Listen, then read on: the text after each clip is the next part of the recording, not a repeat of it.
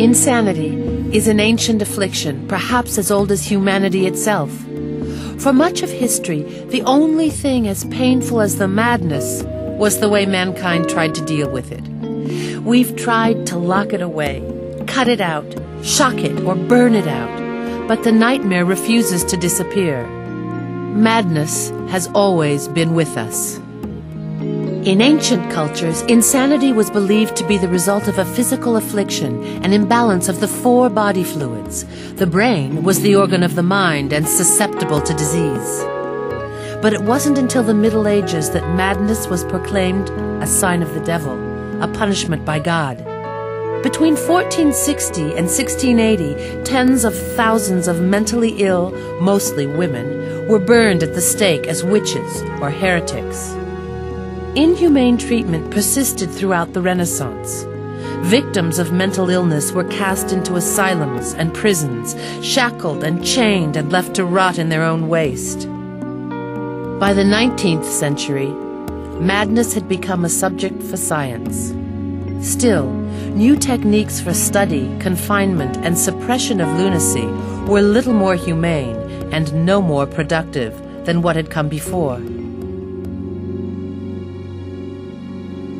With the 20th century and the birth of psychiatry, the disease of paranoia, withdrawal, and hallucination was defined and named. Schizophrenia, the affliction of the fragmented mind. Modern therapies like electroshock and lobotomy could still be abusive. Science had tracked the nightmare to the brain, but man was still determined to cut it out. The first real breakthrough in treatment came in 1951 with the discovery of neuroleptic drugs in France, powerful medications which diminish the experience of psychosis. Numbed by these powerful drugs, people with schizophrenia could return to a life outside of the walled institutions. But medication can only moderate the symptoms, the experience of a life lived in constant sensory overload, captive to a brain unable to tell the difference between what is real and what is imagined.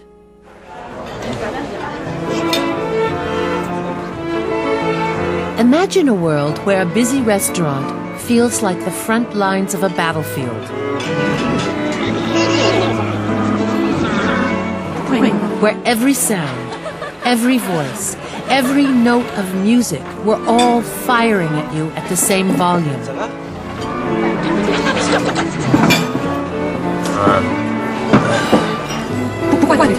Ça va pas, toi? Ça va pas?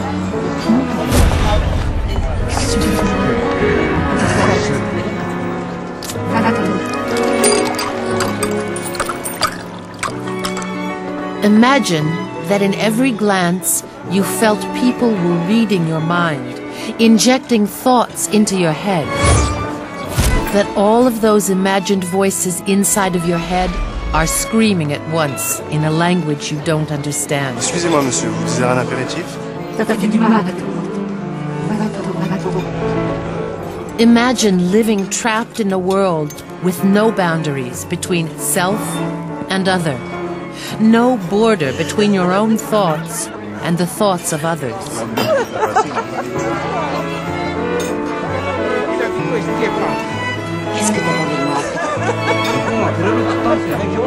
For millions of people around the globe, this is everyday life.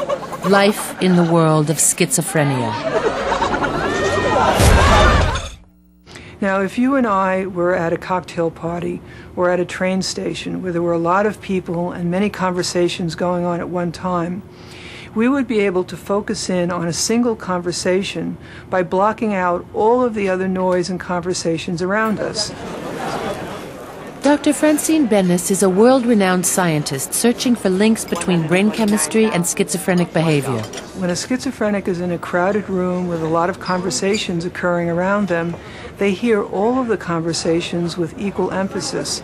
It becomes absolutely overwhelming to them, and the only way that they can take control over the amount of sensory information that's entering their brain is to run out of the room. Victims of schizophrenia live in fear. the inability to filter external experience from internal thought contributes to hallucinations, voices and visions that can make even familiar situations terrifying. Recently, functional imaging has enabled researchers to monitor brain activity during psychotic episodes, adding new understanding to the power of hallucination. People with schizophrenia experience hallucinations as real because their own brain tells them that the experience is real. These MRI pictures show that the activity in a brain hearing real voices is almost identical to the same brain hearing imagined voices.